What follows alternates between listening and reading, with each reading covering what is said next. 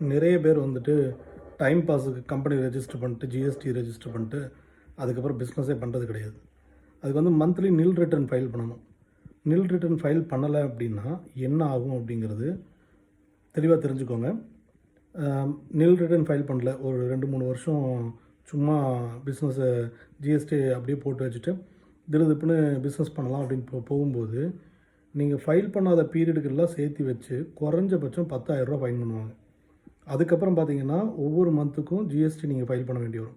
நில் return file பண்ணுறதுக்கு cost இல்லை. ஆனால் ஜிஎஸ்டிஆர் 3Bன்னு சொல்லிட்டு ஒரு ஃபார்ம் இருக்குது. அது மந்த்லி ஃபைல் பண்ணணும்.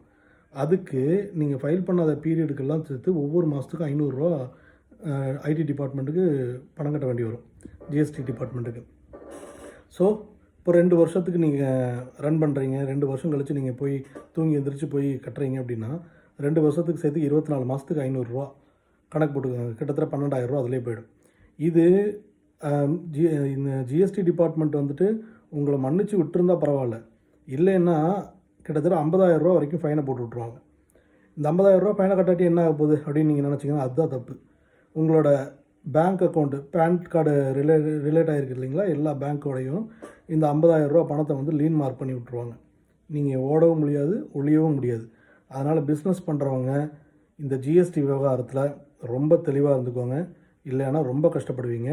ஜிஎஸ்டி நில் ரிட்டர்ன் ஃபைல் பண்ணுறது ரொம்ப ரொம்ப ரொம்ப சுலபம். அது 2 நிமிஷம் வேலை.